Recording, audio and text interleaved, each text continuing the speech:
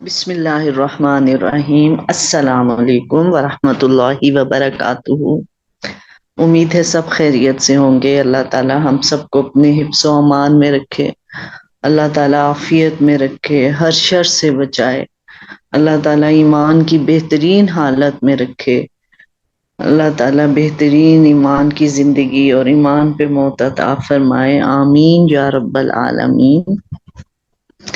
تو سورت آل عمران ہم نے شروع کی ہوئی تھی، اور اس میں ہم زیادہ جو ذکر ہے اس میں اہل کتاب سے متعلق ہی ذکر کیا گیا ہے، کہ جیسے کرسچن سے بہت زیادہ اس میں خطاب کیا گیا ہے، پھر کہیں یہودیوں سے بھی خطاب ہے، اور اپنے دین کے احکامات کو اللہ تعالیٰ واضح کرتے جا رہے ہیں۔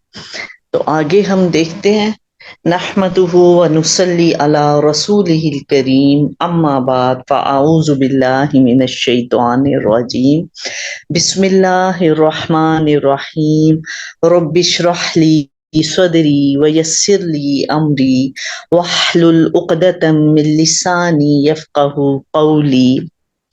وَإِذْ أَخَذَ اللَّهُ مِيثَاقَ النَّبِيِّينَ لَمَا آتَيْتُكُم مِّن كِتَابٍ وَحِكْمَةٍ ثُمَّ جَاءَكُمْ رَسُولٌ مُصَدِّقٌ لِّمَا مَعَكُمْ لَتُؤْمِنُنَّ بِهِ وَلَتَنصُرُنَّهُ قال أأقررتم وأخذتم على ذلكم إصري قالوا أقررنا قال فاشهدوا وأنا معكم من الشاهدين۔ صدق اللہ العظیم۔ جب اللہ تعالیٰ نے نبیوں سے عہد لیا کہ جو کچھ میں تمہیں کتاب اور حکمت دوں، پھر تمہارے پاس وہ رسول آئے جو تمہارے پاس کی چیز کو سچ بتائے، تو تمہارے لیے اس پر ایمان لانا اور اس کی مدد کرنا ضروری ہے۔ فرمایا کہ تم اس کے اقراری ہو، اس پر میرا ذمہ لے رہے ہو؟ سب نے کہا ہمیں اقرار ہے۔ فرمایا تو اب گواہ رہو، اور خود میں بھی تمہارے ساتھ گواہوں میں ہوں۔ یعنی کہ یہاں پر اس عہد کا ذکر کیا جا رہا ہے کہ جو اللہ تعالیٰ نے ہر نبی سے لیا، کہ زندگی اور دور نبوت میں، ان کی زندگی میں، ان کے دور نبوت میں اگر کوئی دوسرا نبی آ جائے اور پھر وہ ان سب باتوں کی تصدیق کرے جو پہلا نبی بتا رہا ہے، تو اس نئے نبی پر ایمان لانا بہت ضروری ہے۔ تو ہمارے تو جب نبی صلی اللہ علیہ وآلہ وسلم آئے، وہ آخری نبی تھے، ان کی زندگی میں کوئی دوسرا نبی نہیں آیا، لیکن بنی اسرائیل میں بہت زیادہ نبی آئے، اور ایک ہی وقت میں 2-3 نبی بھی آ جاتے تھے، تو اس لیے پھر وہ نبی سب مل کر ایک ہی مقصد کے تحت کام کر رہے ہوتے تھے۔ سب کا مقصد کیا تھا؟ اللہ تعالیٰ کی طرف لوگوں کو بلانا، اور پھر اس کا ان سے وعدہ بھی لیا گیا تھا کہ سب نبی جو ہیں وہ مل کر اس پھر اللہ کے جو دین کی طرف سب کو بلائیں گے۔ فَمَن تَوَلَّى بَعْدَ ذَلِكَ فَأُولَٰئِكَ هُمُ الْفَاسِقُونَ، بس اس کے بعد بھی جو پلٹ جائیں وہ یقیناً نافرمان ہیں۔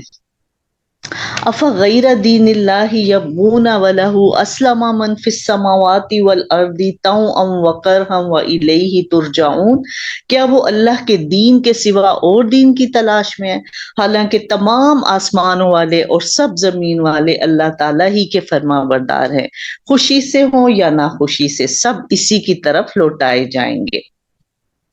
تو یہاں پر کیا بتایا جا رہا ہے کہ کیا یہ لوگ اس قسم کے بحث مباحثے کر کے، جیسے نبی صلی اللہ علیہ وآلہ وسلم پر جو کچھ نازل ہو رہا تھا اس پر بحث کر رہے ہیں، بار بار سوالات پوچھ رہے ہیں، تو کیا یہ لوگ اللہ کے دین کے علاوہ کوئی اور دین چاہتے ہیں؟ اللہ تعالیٰ نے تو ہمیشہ سے یہی دین بھیجا انسانوں کے لیے۔ اور پھر جب بھی کوئی نبی آ جاتا ہے اور وہ اپنے ساتھ کتاب لے کر آتا ہے، تو پھر پہلی کتابیں پہلے بھی یہی احکام تھے کہ پہلی کتاب پہ خود بخود ختم ہو جاتی ہے۔ ہاں ہم مانتے تو ہیں کہ ہمارے اللہ تعالیٰ نے 4 کتابیں نازل فرمائی ہیں، لیکن شریعت اب ہم قرآن پاک کی ہی فالو کریں گے، اس کو سمجھیں گے، ثواب کے لیے پڑھیں گے، وہ سب ہم قرآن کو ہی، اب ہمارے لیے ایک ہی کتاب ہے قرآن پاک۔ حدیث میں آتا ہے کہ ایک مرتبہ حضرت عمر رضی اللہ تعالیٰ عنہ تورات کے کچھ صفحے پڑھ رہے تھے، تو نبی صلی اللہ علیہ وآلہ وسلم یہ دیکھ کر غضبناک ہوئے اور فرمایا، قسم ہے اس ذات کی جس کے ہاتھ میں محمد صلی اللہ علیہ وآلہ وسلم کی جان ہے، کہ اگر موسیٰ علیہ السلام بھی زندہ ہو کر آ جائیں اور تم مجھے چھوڑ کر ان کے پیچھے لگ جاؤ تو یقیناً تم گمراہ ہو جاؤ گے۔ یعنی کہ اب جو ہے آخری نبی اور شریعت قرآن پاک کی ہوگی، طریقہ نبی صلی اللہ علیہ وآلہ وسلم کا ہی فالو کیا جائے گا۔ اسی طرح جو ہم نے پڑھا کہ حضرت عیسیٰ علیہ السلام نے ابھی اس دنیا میں آنا ہے قیامت سے پہلے، تو وہ پھر آ کر نبی صلی اللہ علیہ وآلہ وسلم کی شریعت کو فالو کریں گے، قرآن پاک کو پڑھیں گے، قرآن کو فالو کریں گے۔ تو یہ چیز اللہ تعالیٰ فرما رہے ہیں کہ پہلے سے ہی طے شدہ ہے۔ قل آمنا باللہ وما انزل الینا وما انزل علی ابراہیم واسماعیل واسحاق ویعقوب والاسباط وما اوتی موسیٰ وعیسیٰ والنبیون من ربهم لا نفرق بین احد منہم ونحن له مسلمون۔ آپ کہہ دیجئے کہ ہم اللہ تعالیٰ پر اور جو کچھ ہم پر اتارا گیا اور جو کچھ ابراہیم علیہ السلام، اسماعیل، یعقوب اور ان کی اولاد پر اتارا گیا اور جو کچھ موسیٰ اور عیسیٰ علیہ السلام دیے گئے اور دوسرے انبیاء کی طرف جو کچھ نازل ہوا، ہم سب پر ایمان لاتے ہیں اور ہم ان میں سے کسی کے درمیان فرق نہیں کرتے اور ہم اللہ تعالیٰ کے فرما بردار ہیں۔ تو یہاں پر اب مسلمانوں کو نبی صلی اللہ علیہ وآلہ وسلم کو اور ان کے ساتھیوں کو بتایا جا رہا ہے کہ اللہ تعالیٰ آپ سے کس طرح کا ایمان چاہتے ہیں، کہ ہم سب پر ایمان لاتے ہیں۔ ہمیں پتہ ہے کہ آدم علیہ السلام سے لے کر نبی صلی اللہ علیہ وآلہ وسلم تک جتنے بھی نبی آئے وہ اللہ کی طرف سے اللہ کا پیغام لے کر آئے، پھر جو کتابیں کچھ صحیفے نازل ہوئے ان سب پر ہمارا ایمان ہے۔ ہم کسی کو یہ میں فرق نہیں کرتے، یہ نہیں ہم کہتے کہ ہاں فلاں نبی بہت زیادہ مرتبے والے تھے یا ہمارے نبی بہت مرتبے والے ہیں، دوسرے نبی کا اتنا رتبہ نہیں ہے۔ نہیں، آپ صلی اللہ علیہ وآلہ وسلم نے فرمایا تم میں سے کوئی یہ نہ کہے کہ یونس علیہ السلام جو ہے میں ان سے بہتر ہوں، بلکہ ہم سب نبیوں کی جماعت ایک ہی جماعت ہے۔ تو اس لیے سب کی رسپیکٹ کرنا ہر مسلمان کے لیے ضروری ہے۔ ہاں، یہ بتا دیا کہ اب ہم شریعت کون سی فالو کر رہے ہیں، جو قرآن پاک میں احکام دیے گئے ہیں، پھر جو نبی صلی اللہ علیہ وآلہ وسلم نے طریقے بتائے ہیں۔ وَمَن يَبْتَغِ غَيْرَ الْإِسْلَامِ دِينًا فَلَن يُقْبَلَ مِنْهُ وَهُوَ فِي الْآخِرَةِ مِنَ الْخَاسِرِينَ۔ جو شخص اسلام کے سوا اور دین تلاش کرے اس کا دین قبول نہ کیا جائے گا اور وہ آخرت میں نقصان پانے والوں میں سے ہوگا۔ یعنی کہ جو شخص یہ سمجھتا ہے کہ اچھا اب میں کوئی بہت ہی اچھا میں کام کر رہا ہوں لیکن وہ اسلام میں نہیں ہے، اس کا طریقہ اسلام کے خلاف ہے، کوئی اور دین تلاش کرے گا، اللہ تعالیٰ نے فرمایا کہ نہیں، اس سے ہرگز قبول نہیں کیا جائے گا۔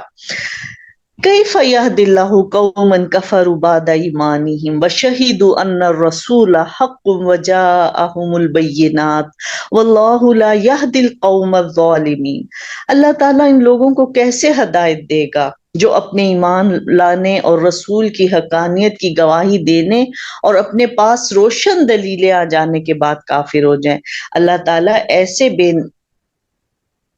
گمراہ لوگوں کو راہ راست پر نہیں لاتا، یعنی وہ لوگ جو ایک دفعہ اسلام لے آئے، اللہ پر ایمان لے آئے، نبی صلی اللہ علیہ وآلہ وسلم پر ایمان لے آئے اور اس کے بعد پھر وہ اس کو چھوڑ دیں دین کو، تو اللہ تعالیٰ فرما رہے ہیں کہ اللہ تعالیٰ نے مرتد کی سزا بتائی کہ اس کو قتل کر دیا جائے۔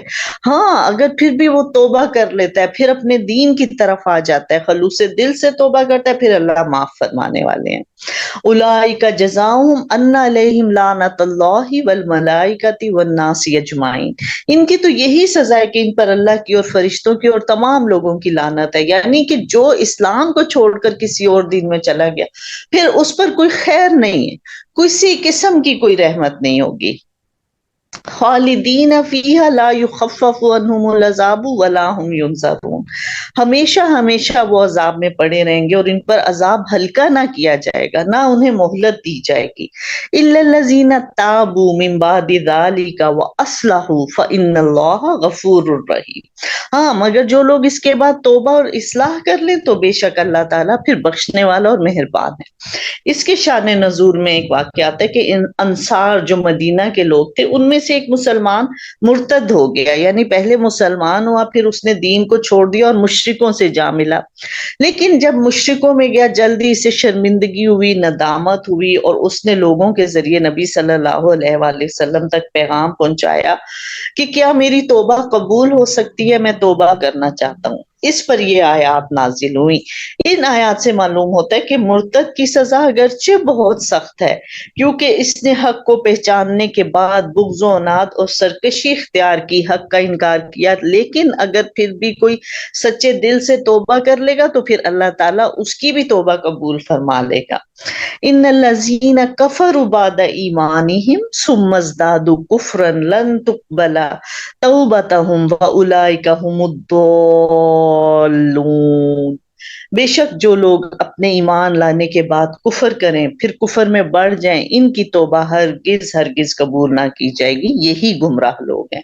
یعنی کہ وہ لوگ جو ایمان کے بعد پھر کفر کر لیں، پھر کافر ہو جائیں، پھر اس پہ توبہ نہ کریں، اسی کفر میں مر جائیں، اللہ تعالیٰ فرما رہے ہیں کہ پھر جو ان کی توبہ قبول نہیں کی جائے گی۔ یعنی کیسی توبہ کہ ظاہر ہے کہ جب موت انسان دیکھتا ہے تو اسی وقت وہ توبہ کرنے لگ جاتا ہے نا، جب موت سامنے آتی ہے یا قیامت کا عذاب آتا ہے پھر وہ کہتا ہے اچھا اب میں توبہ کر لیتا ہوں، تو وہ جو وقت ہے بس پھر وہ توبہ کا وقت ختم ہو جاتا ہے۔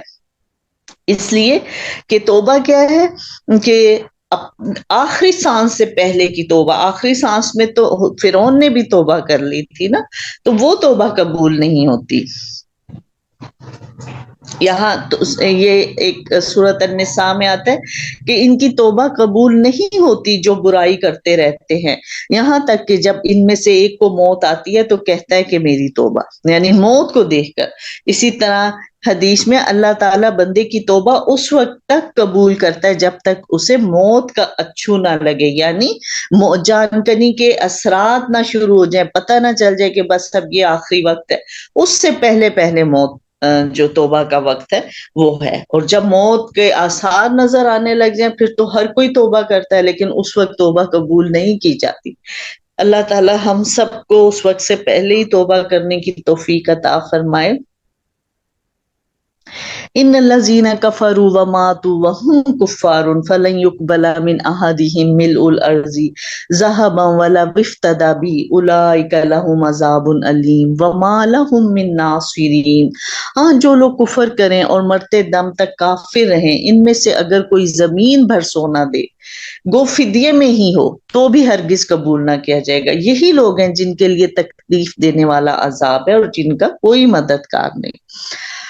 حدیث میں آتا ہے کہ قیامت کے دن اللہ تعالیٰ ایک جہنمی سے کہے گا اگر تیرے پاس دنیا بھر کا سامان ہو تو کیا اس عذاب کے بدلے اسے دینار دینا پسند کرے گا؟ وہ کہے گا ہاں اللہ تعالیٰ۔ اللہ فرمائے گا میں نے دنیا میں تجھ سے اس سے کہیں زیادہ آسان بات کا مطالبہ کیا تھا کہ میرے ساتھ شریک نہ کرنا، مگر تو شرک سے باز نہیں آیا۔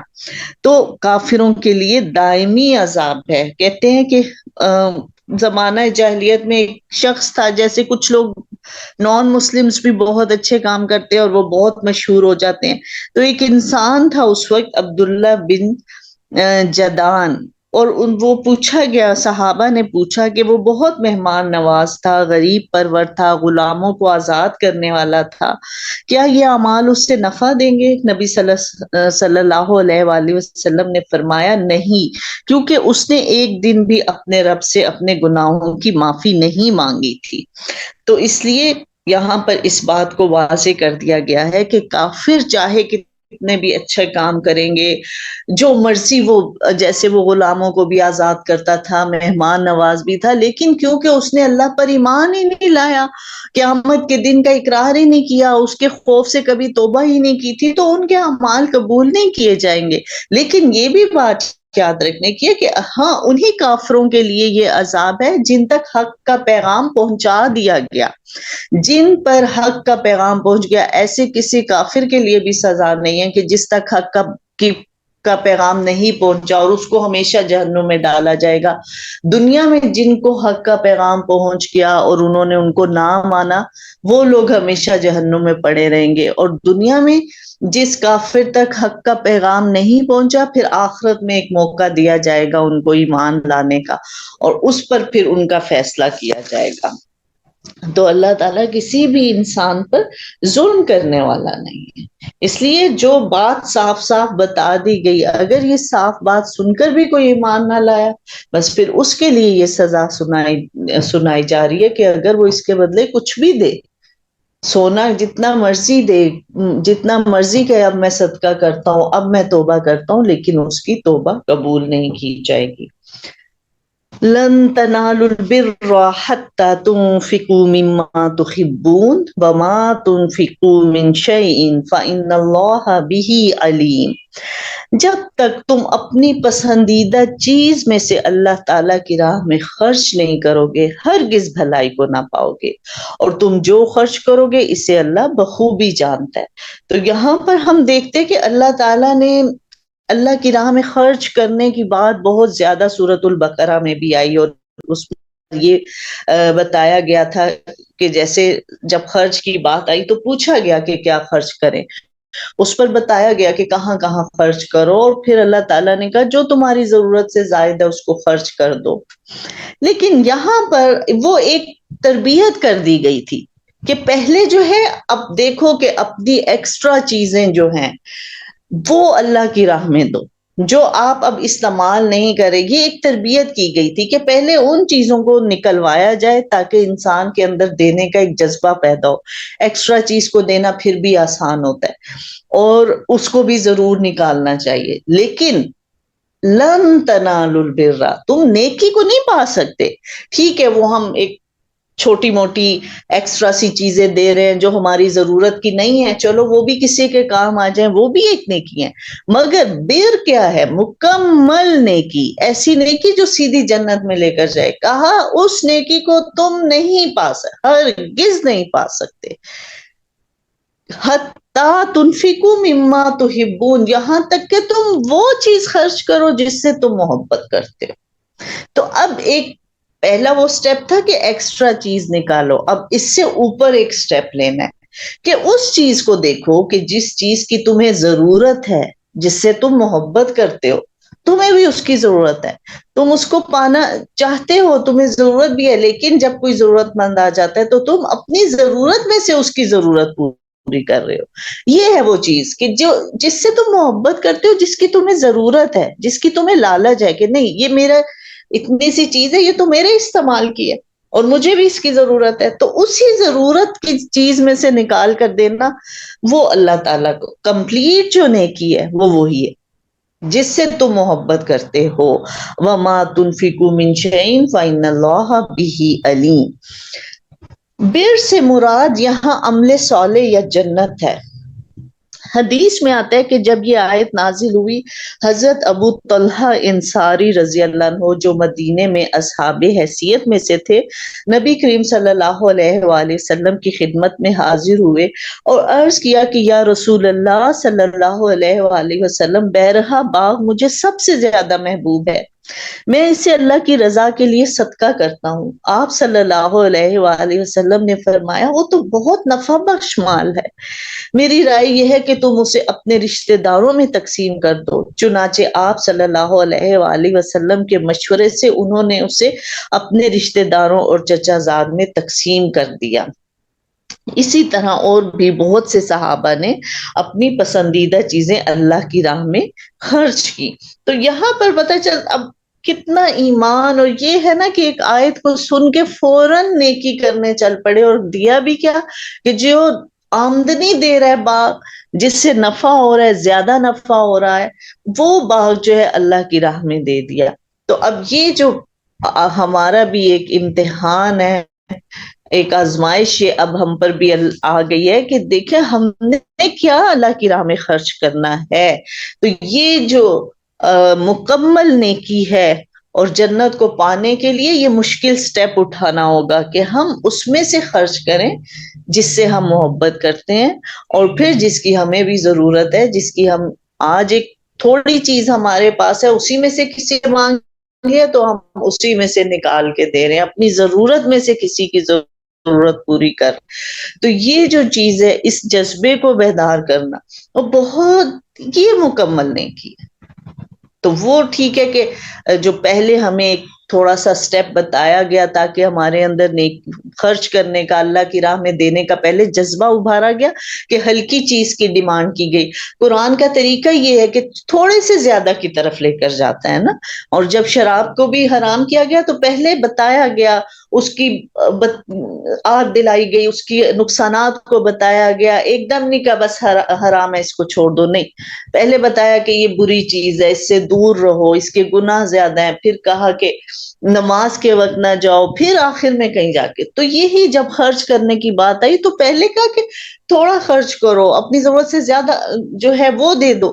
تو ضرورت سے جو زیادہ ہے، جو ایک ایکسٹرا چیز ہے وہ دینا تو پھر بھی آسان ہے، لیکن اپنی ضرورت کی دینا اور پھر جس سے محبت ہے وہ دینا، تو اس چیز کے لیے ہم ضرور سوچیں کہ ہم کیا چیز اللہ کی راہ میں دے سکتے ہیں جس سے ہم محبت کرتے ہیں۔ سب سے پہلے تو ہمیں اپنی نیند سے کتنی محبت ہے، ہم اٹھنا نہیں چاہتے نماز کے لیے، تو پھر اب ہم آج سوچ لیں کہ اللہ تعالیٰ مجھے اپنی نیند سے محبت ہے نا، تو بس مجھے اب اپنی نیند آپ کے لیے چھوڑنی ہے، اور جیسے ہی نماز کا ٹائم ہے پھر ہم اٹھ کے نماز پڑھیں، اللہ کے لیے، اس کی خوشی کے لیے اپنی نیند کو قربان کرنا۔ اور پھر جب فجر نماز کی عادت ہو جائے تو پھر ہم اس سے آدھا گھنٹہ پہلے اٹھنے کی، گھنٹہ پہلے اٹھنے کی کوشش میں لگ جائیں کہ نہیں، مجھے اللہ کے لیے اپنی نیند کو چھوڑنا ہے۔ کہ اللہ تعالیٰ کو وہ نفل نماز ہے تہجد کی، لیکن وہ بہت پسند ہے نا، فرض نماز کے بعد جو سب سے پسندیدہ نماز ہے اللہ تعالیٰ کو، وہ تہجد کی نماز ہے۔ تو یہ ایک سٹیپ بائی سٹیپ آگے بڑھنا اللہ کی راہ میں بہت ضروری ہے۔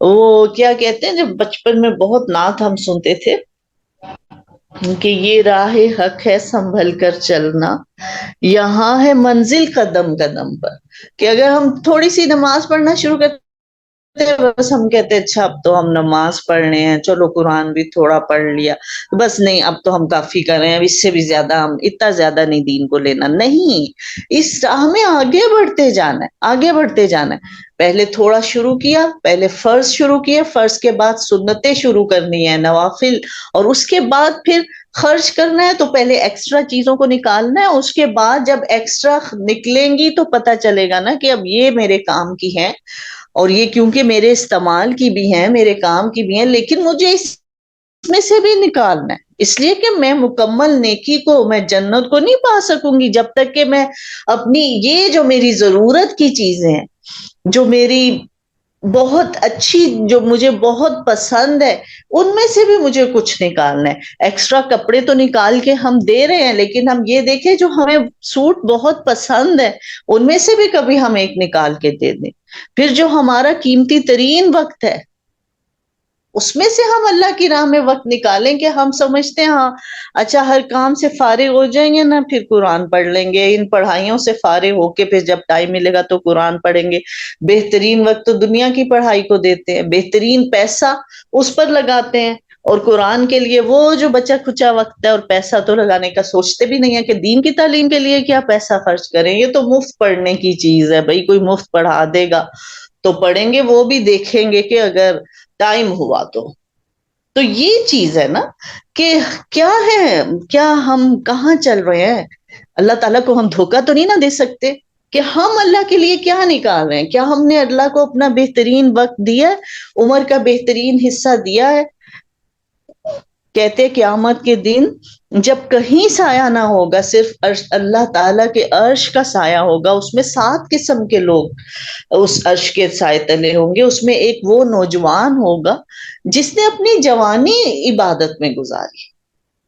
لیکن ہم لوگ کیا سوچتے ہیں، ہم کہتے ہیں اچھا ابھی تو ہم ینگ ہیں اور ابھی ہم انجوائے کر لیں اور یہ کام کرنا ہے، اچھا اس کے بعد پھر دیکھیں گے، آخری عمر میں عبادت کریں گے۔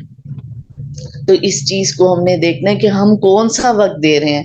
اچھا اور پھر یہ کہ ہاں اب قرآن کو وقت دیتے بھی ہیں، اچھا ذرا سی مصروفیت آ گئی سب سے پہلے تو سوچتے ہیں کہ چلو آج تو کلاس چھوڑ دے، سب سے پہلے ذرا سا کسی نے آنا ہے یا کہیں جانا ہے تو ہم سب سے پہلے قرآن کی کلاس چھوڑنے کا سوچتے ہیں. کیوں؟ کہ ہم نے اہمیت نہیں دی نا، ہم نے اس سے محبت ہی نہیں کی ہوئی، ہم اس کو اللہ کی رضا کے لیے نہیں کر رہے کہ نہیں اللہ کو یہ بات کتنی پسند ہے، اور اللہ تعالیٰ تو دیکھ رہے ہوں گے، وہ انتظار کر رہے ہوں گے کہ اچھا یہاں میرے بندے آتے ہیں ہر ہفتے اکٹھے ہوتے ہیں، اور آج دیکھو کون کون بندہ ہے اور کون نہیں آئے. تو تھوڑے سے تھکے ہوتے ہیں، نماز چھوڑنے کا سوچ لیتے ہیں. یہ بات ہے کہ کون سا وقت ہم اللہ کو دے رہے ہیں. کیا بالکل فالتو وقت، اچھا اب آج کچھ کام کرنے کو نہیں ہے تو چلو آج کلاس لے لیتے ہیں، آج ہم اچھی نماز پڑھ لیتے ہیں، اب آج کچھ اور تو ہے نہیں، اور ویسے جلدی جلدی 2 سجدے کیے اور چل پڑے کاموں پہ. تو اس چیز میں سوچنا ہے نا کہ وہ چیز خرچ کرو جس سے تم محبت کرتے ہو. کون سا وقت ہے جس سے آپ محبت کرتے ہیں؟ اپنا بہترین وقت تو ہم دنیا کے کاموں کو دے دیتے، پھر تھکے ہارے بیٹھے ہوتے ہیں. اچھا وہ پھر قرآن پڑھتے ہوئے نیند کتنی آ رہی ہوتی ہے. تو یہ چیز ہے کہ کیا چیز ہے جو ہم اللہ کی راہ میں خرچ کر رہے ہیں، اس کو بھی سوچنا بہت ضروری ہے کہ صرف ہم نے ایکسٹرا چیزیں ہی نہیں دینی، وہ بھی دینی ہے، وہ ہمارے لیے ایکسٹرا ہے، لیکن کسی کے لیے وہ بہت قیمتی شاید ہو، ان کو شاید اس کی اس وقت بہت ضرورت ہو، وہ دینا بھی نہیں کیا. مگر البر، البر کیا ہے؟ کمپلیٹ نیکی، مکمل نیکی، نیکی کا عروج، ایک فرسٹ پوزیشن جو ہے نا، ایک تو پھر سیکنڈ تھرڈ پھر اس کے درجات آ جاتے ہیں.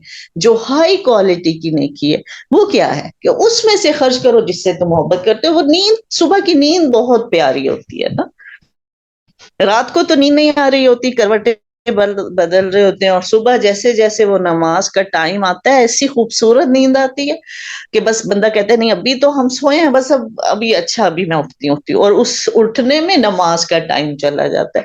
تو اس خوبصورت نیند کو، اس وقت کی نیند کو قربان کرنا اصل میں وہ نیکی ہے، وہ جنت میں لے جائے گی. اس وقت کی قربانی جنت میں لے جائے گی. اور پھر وہ جو اب پیسے کی فراوانی ہے اور اس میں سے اگر ہم خرچ کر رہے ہیں وہ بھی نیکی ہے. لیکن وہ پیسہ جس کی خود بھی ضرورت ہے، اب اس میں سے کوئی ضرورت مند بھی آ کر مانگ رہا ہے، اب اپنی ضرورت کو پیچھے کر کے اس کی ضرورت کو پورا کرنا، یہ ہے کمپلیٹ نیکی، یہ ہے البر، مکمل نیکی جو جنت میں لے کر جائے گی. تو اللہ تعالی ہم سب کو توفیق عطا فرمائے. اور صحابہ نے بہت اللہ کی راہ میں خرچ کیا، بہت زیادہ اللہ کی راہ میں خرچ کیا. جیسے نبی صلی اللہ علیہ وآلہ وسلم جو ہے وہ فرماتے تھے، اور وہ لوگ جیسے جنگ تبوک کے وقت حضرت ابو بکر صدیق اپنے گھر کا سارا سامان لے کر آ گئے. آپ سوچیں نا، کبھی ہم بھی سوچیں کہ کیا ہم سوچ سکتے ہیں کہ ہم اپنے گھر کی ایک ایک چیز اٹھا کر اللہ کی راہ میں دے دیں؟ کبھی ہو سکتا ہے ایسا؟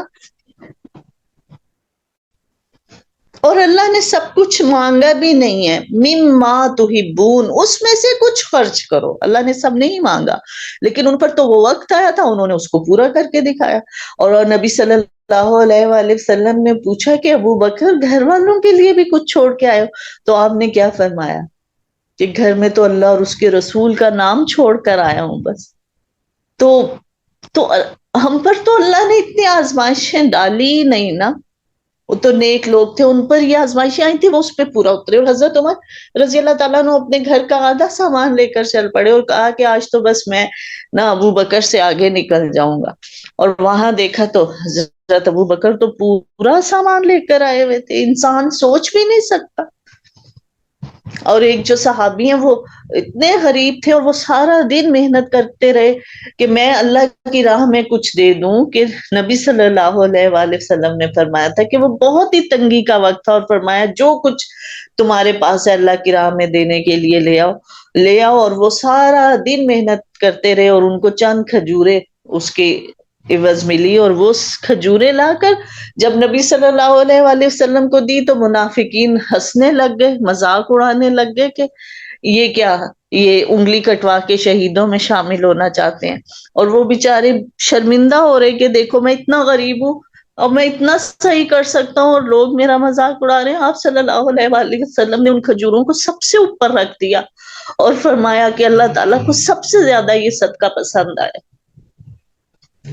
تو ہم تو اپنے آپ کو تکلیف میں ڈالنے کا سوچتے ہی نہیں ہے نا، اللہ کے لیے تو کبھی تکلیف میں نہیں ڈالا. ہاں کر رہے ہیں، شکر ہے اللہ کا، گنتی کے گنے چنے کام نیکیاں ٹوٹی پھوٹی کرنے کی کوشش کرتے ہیں، بہت پیچھے ہٹ کے، بہت دور ہو کے، کہ ہاں اچھا چلو اب یہ بات سامنے آ گئی، چلو اتنا سا نکال دیتے ہیں اللہ کی راہ میں. نہیں، بہت آگے بڑھنے کی ضرورت ہے. اسپیشلی یہ جو وقت آ گیا، یہ تو بہت مشکل کا ٹائم ہے نا. اس میں اب ہم یہ دیکھیں کہ اب ہم اس وقت میں کیسے کسی کے کام آ سکتے. پھر اسی طرح ہم کہتے ہیں اچھا اب ہمارے پاس تو پیسہ ہے نا، تو ہم جو اپنی بچی کی شادی کریں گے وہ اس پہ اتنے لاکھوں کروڑوں لگا دیں گے کہ ہمارے پاس تو پیسہ ہے، ہم اچھا کام کر لیں. اب تو ہمیں یہ سوچنا ہے کہ ہم ان چیزوں کو چھوڑیں، صرف اپنا نہیں ہمیں سوچنا، اب ہمیں دوسروں کا بھی سوچنا ہے نا. اتنا مشکل ٹائم ہے. تو یہ جو وقت ہے، اور پھر اس جذبے کو زندہ کرنا کہ اللہ کی راہ میں دینا ہے، اللہ کی خوشی کے لیے دینا ہے.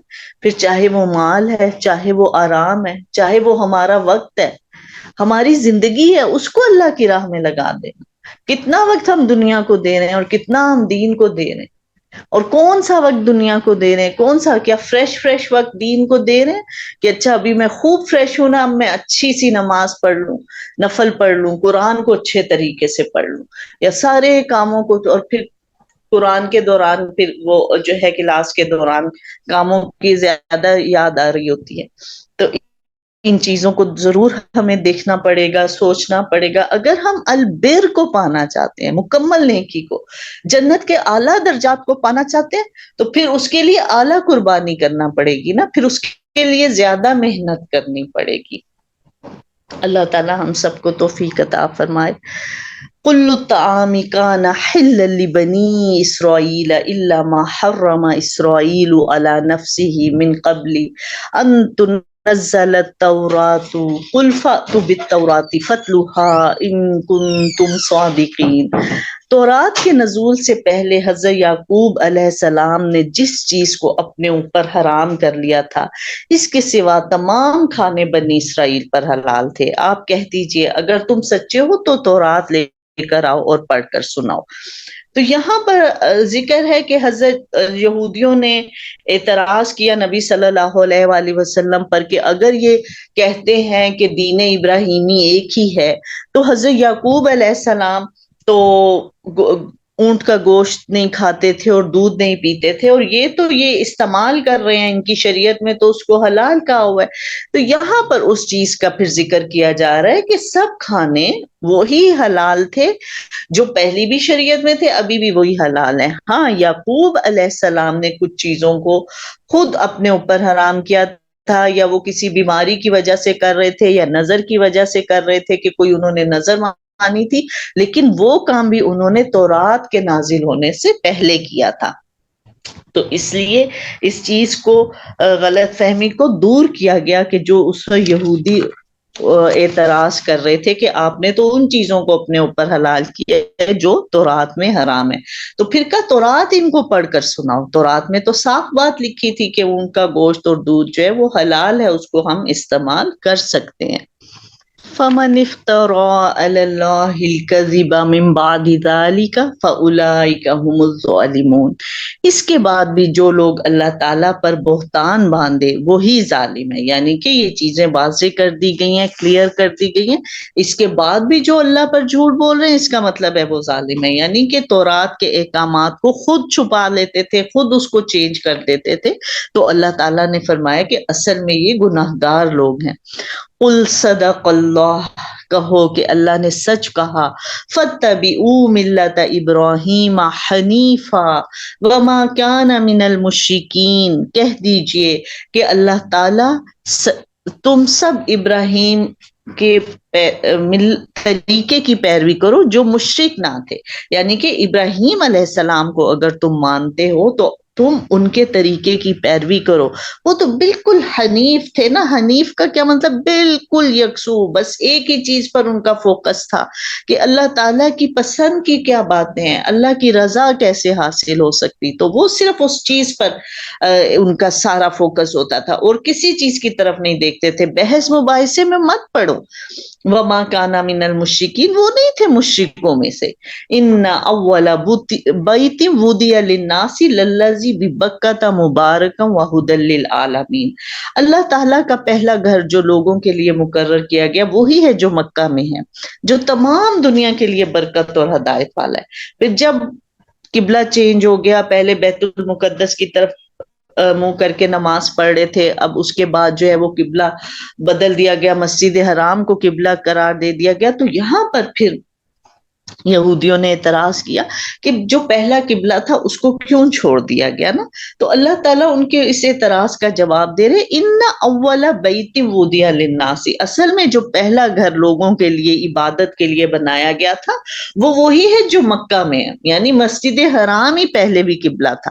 پھر جب مسجد حرام سب سے پہلے اللہ تعالیٰ کا جو گھر تھا لوگوں کی عبادت کے لیے جو بنایا گیا تھا وہ مسجد حرام ہی تھا. پھر نوح علیہ السلام کا جب وہ طوفان نوح آیا, پھر سب چیزیں تباہ ہو گئیں, اس وقت پھر یہ بھی جو ہے اس کی بنیادیں بھی بالکل ختم ہو گئی اور پھر بیت المقدس کو قبلہ بنا دیا گیا. لیکن پھر اب اللہ تعالیٰ کی مشیت یہی تھی کہ دوبارہ سے اسی مسجد حرام کو, کیونکہ اللہ تعالیٰ نے تو شروع میں ہی جب دنیا بنائی اس کو ایک قبلہ تھا اور پوری دنیا سے لوگ ادھر آتے تھے, تو اس لیے پھر کہا کہ یہی مبارک برکت والا ہدایت والا لوگوں کے لیے بنایا گیا تھا. پہلے سے ہی شروع سے ہی لوگ ادھر آتے تھے, حج کرتے تھے.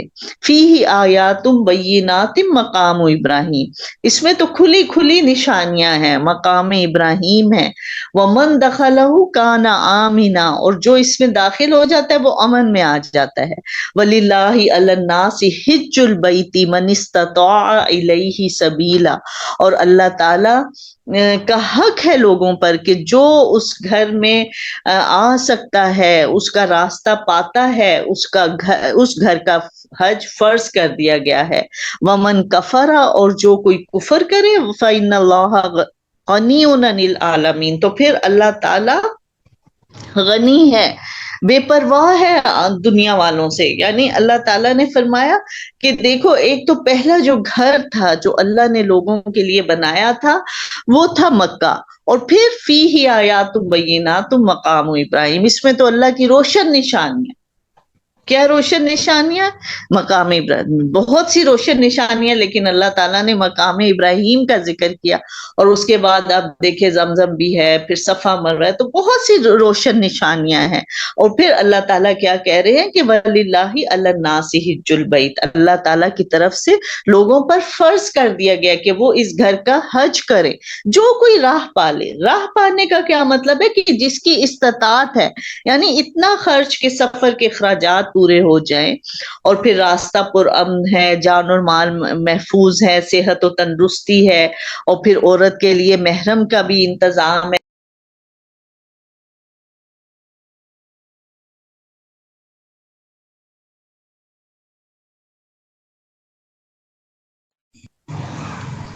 ومن کفر فإن اللہ غنی عن العالمین, اور جو کوئی کفر کرتا ہے, جو کوئی انکار کرے گا, تو پھر اللہ تعالیٰ تو دنیا والوں سے غنی ہے. یعنی وہ پھر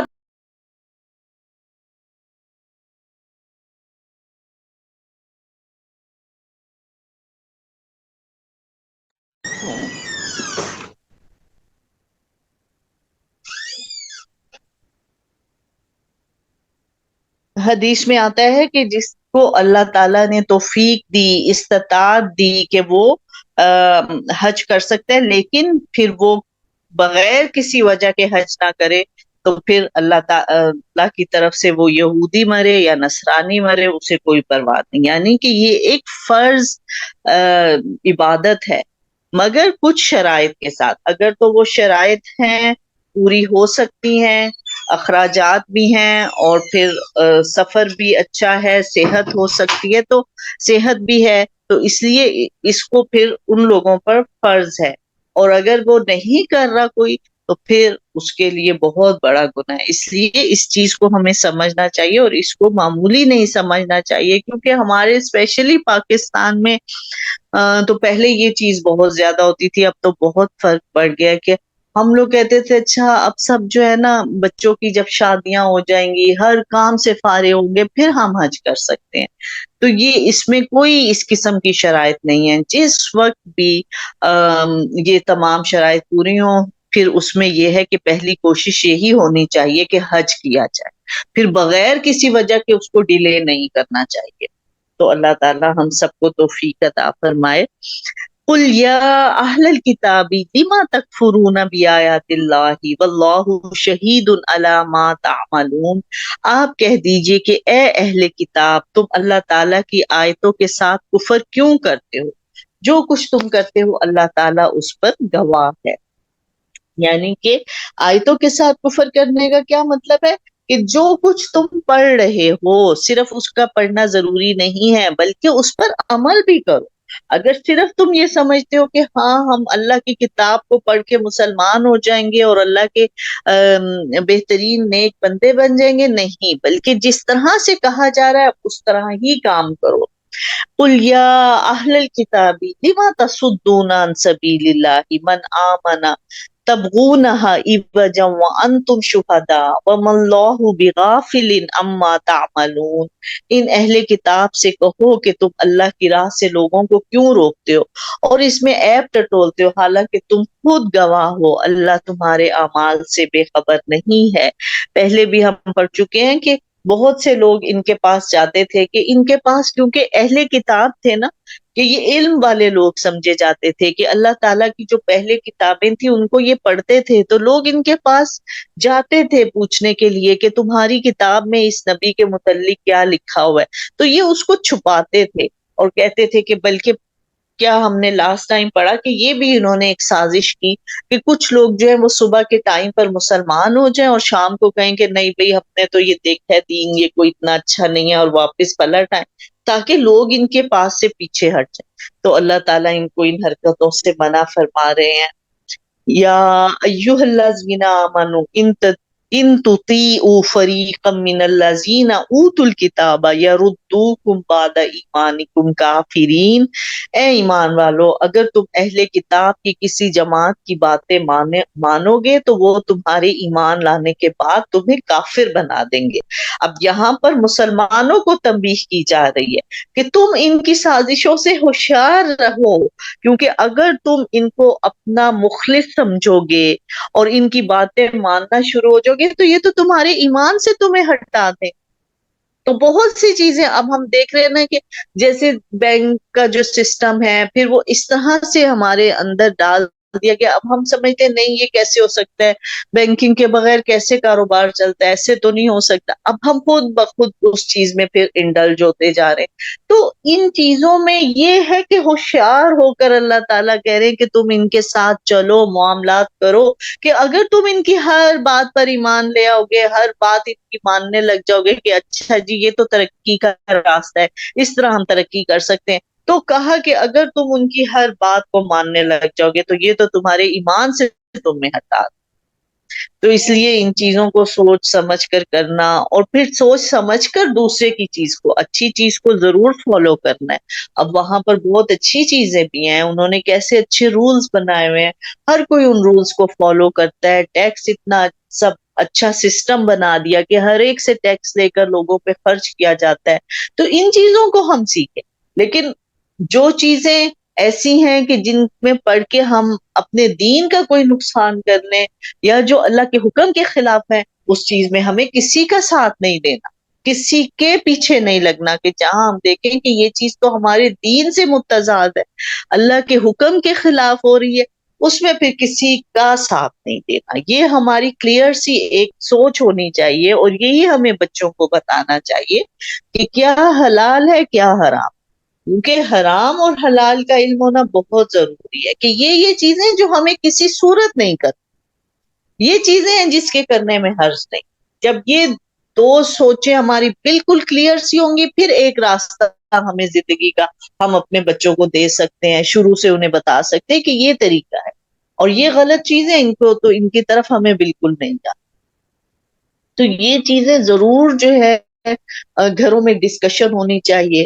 حلال اور حرام کو صحیح طریقے سے ہمیں بچوں کو بتانا چاہیے کہ کس چیز کو اللہ نے حرام قرار دے دی ہے اس چیز کی طرف بالکل ہی نہیں جانا, چاہے کچھ بھی ہو جائے, پھر چاہے ماحول کیسا ہو, یہ ہم اپنے آپ کو اس سے بچا کے رکھیں. یہاں پر یہی تعلیم اللہ تعالیٰ دے کہ اگر تم ان کے پیچھے بالکل ان کی پیروی کرنے لگو گے تو یہ تو تمہارے دین سے تمہیں ہٹا دیں گے.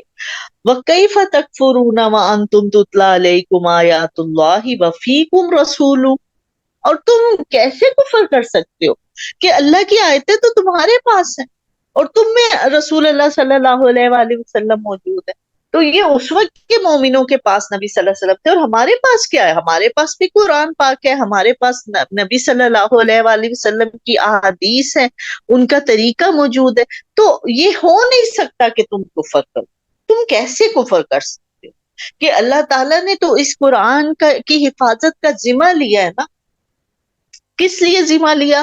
کہ انسانوں پر ڈال کے دیکھ لیا نا پہلی کتابوں کا, تو پھر کیا حال ہوا کہ آج وہ کتابیں اپنی اصل شکل میں ہیں ہی نہیں کہیں.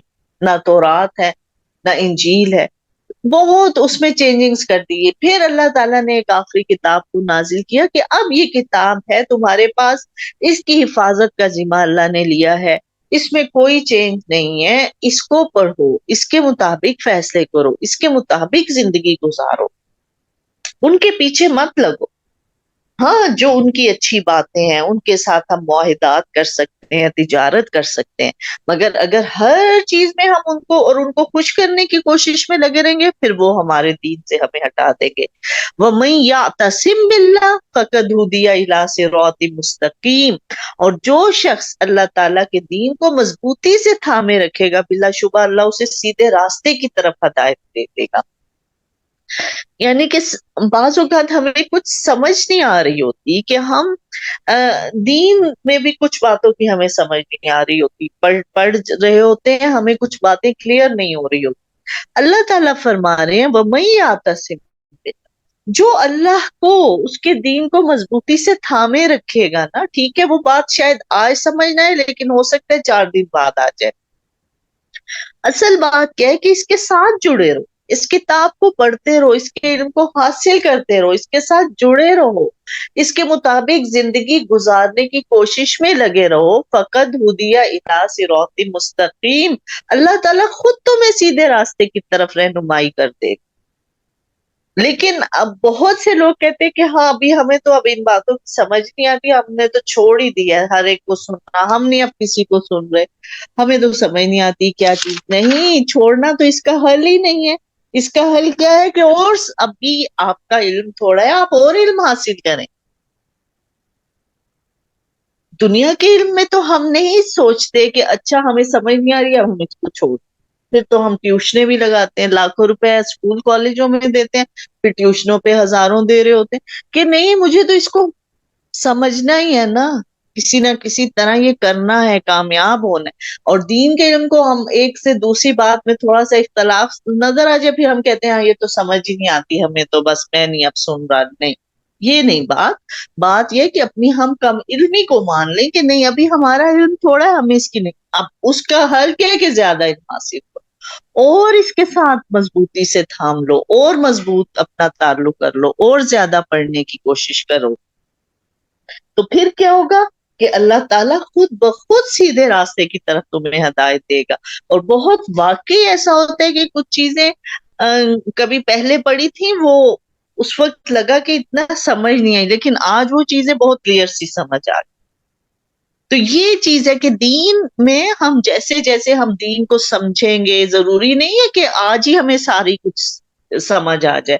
آج پڑھنے بیٹھے آج سب ہو سکتا ہے آج کچھ باتیں سمجھ آ جائے, ہو سکتا ہے آج کچھ باتیں سمجھ نہ آئے اور پھر ہم کہیں کہ خیر ہے بھائی مجھے تو یہ بہت مشکل لگ رہا ہے, مجھے نہیں سمجھ آ رہی. نہیں, پھر بس اس کو سنتے رہنا ہی اس کا علاج ہے.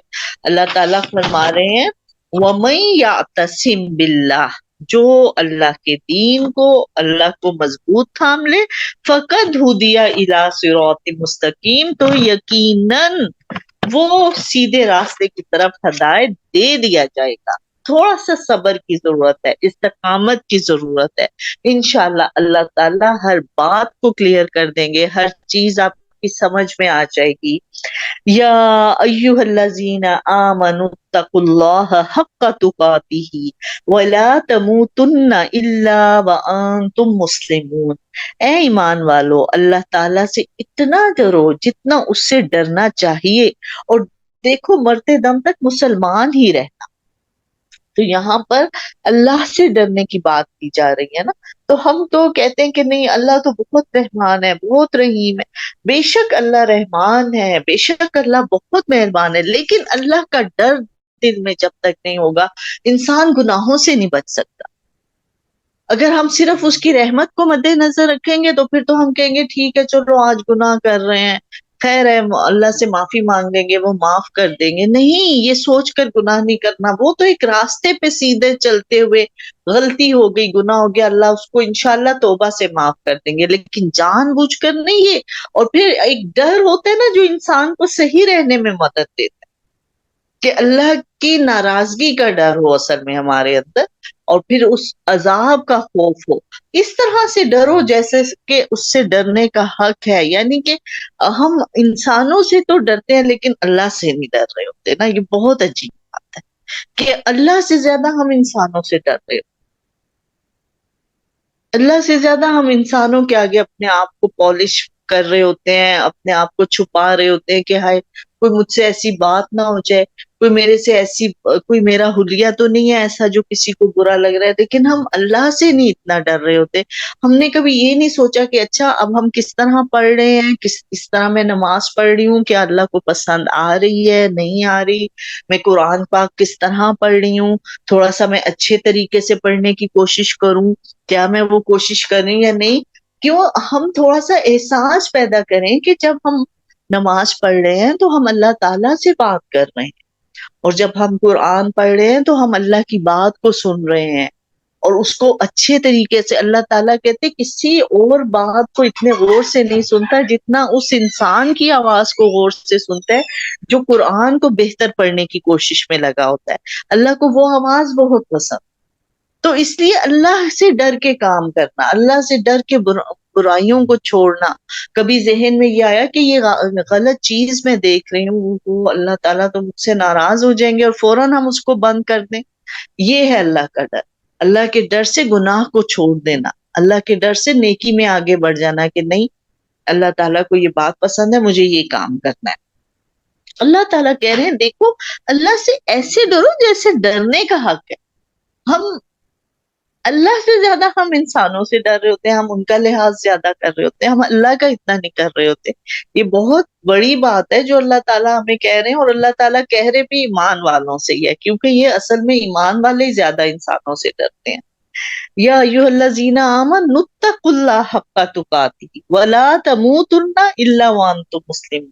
اے ایمان والو، اللہ سے اتنا ڈرو جتنا اس سے ڈرنا چاہیے، اور دیکھو مرتے دم تک مسلمان ہی رہنا. تو یہاں پر ہم دیکھتے ہیں کہ بہت وہ حضرت یوسف علیہ السلام کی دعا ہے نا، فاطر السماوات انت ولی فی الدنیا والآخرہ توفنی مسلما والحقنی بالصالحین، کہ مجھے مسلمان حالت میں ہی موت دینا. تو وہ اتنے نیک نبی تھے اور وہ یہ دعا کرتے تھے. تو ہمیں بھی چاہیے کہ اس دعا کو ہم ضرور کریں کہ مرتے دم تک ہم مسلمان. اللہ معاف کرے کہ شیطان کا کوئی پتہ نہیں ہوتا کہ وہ کس وقت غلط سوچ ہمارے اندر ڈال دیتا ہے، اور انسان ساری عمر نیکی کی راہ میں چلتے چلتے آخری وقت کوئی ایسا بات منہ سے نکال دے کہ جس سے اس کا ایمان خراب ہو جائے. تو اس لیے مرتے دم تک اس کی کوشش کرنی ہے. وَلَا تَمُوتُنَّ إِلَّا وَأَنْتُمْ مُسْلِمُونَ. اس کی کوشش تو مرتے دم تک رکھنی ہے نا. اسی لیے نبی صلی اللہ علیہ وآلہ وسلم نے کیا فرمایا کہ ماں کی گود سے قبر تک علم حاصل کرو، اور خود نبی صلی اللہ علیہ وآلہ وسلم کو کہا گیا کہ آپ عبادت کرتے رہے یہاں تک کہ آپ کو موت آ جائے. تو اس لیے اس راہ میں یہ نہیں ہے کہ اب ہم کہیں کہ اچھا اب ہم بہت نمازی ہو گئے، قرآن تو ہم نے ایک دفعہ پڑھ لیا ہے، سمجھ کے بھی پڑھ لیا، ترجمہ بھی پڑھ لیا، بس اب کافی ہو گیا. نہیں، اس کی کوشش تو ہمیں موت تک کرتے رہنا ہے، اس کے ساتھ لگے رہنا ہے کہ مرتے دم تک بھی اللہ تعالی ہمیں ایمان پر موت دے، ایمان کی زندگی اور ایمان کی موت دے۔ تو موت کے لیے بھی دعا کرنی بہت ضروری ہے نا۔ اچھا، اب ہم لوگ کیا کرتے ہیں، ہم کہتے ہیں ہاں موت سے ہمیں بہت ڈر لگتا ہے، تو وہ موت کے ڈر کو صرف لے لینا کوئی بات نہیں ہے نا، بات یہ کہ جب اس سے ڈر لگتا ہے تو بس پھر اس کی تیاری کیا کرنی ہے۔ اب اس تیاری میں ایک تو یہ چیز ہے کہ اللہ کی راہ میں خرچ کرنا، اللہ قرآن پاک کو پڑھنا، نماز کو پڑھنے کی کوشش میں لگے رہنا، اس کے بعد نیکیوں میں کی کوشش کرنا، اس کے بعد پھر یہ کہ جو ہم دعائیں ہیں، جیسے ہم نے نماز کی دعا میں بھی پڑھا جس میں کیا قبر کے عذاب سے پناہ مانگی گئی ہے، جہنم کے عذاب سے پناہ مانگی گئی، پھر یہاں پر جو وہ دعا ہے فاطر السماوات انت ولی فی الدنیا والآخرہ توفنی مسلما والحقنی بالصالحین، اس دعا کو کرنا کہ اللہ تعالیٰ آپ ہمیں ایمان کی حالت میں موت دے۔ تو یہ ہے موت کی تیاری۔ اور اگر ہم صرف کہیں کہ ہمیں ڈر بہت لگتا ہے تو اور کریں کچھ نہ، تو اس کا تو کوئی فائدہ نہیں نا۔ ڈر کا فائدہ یہی ہے کہ پھر ہم وہ ڈر ہمیں کچھ کرنے کے لیے موٹیویٹ کریں۔ جیسے اللہ کا ڈر کس لیے کہا گیا کہ اب یہ ڈر، پہلے اللہ کا ڈر ایسا پیدا کر لو جو تمہیں گناہوں سے بچائے، ایسا ڈر اللہ کا ڈالو جو تمہیں نیکی کی طرف بڑھنے میں مدد کرے۔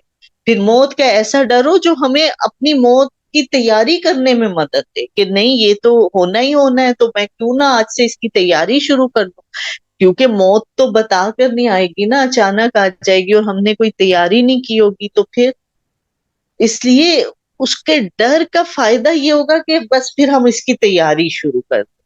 تو اس میں یہ ہے کہ نہ صرف گناہوں سے بچنے کی کوشش میں لگے رہنا، نیکیوں میں آگے بڑھنے کی کوشش کرتے رہنا، اور پھر اپنی موت کے لیے دعا کرنا کہ اللہ تعالیٰ آپ ہمیں مسلمان حالت میں موت کریں، ہمیں ایمان کی موت دینا، آمین یا رب العالمین۔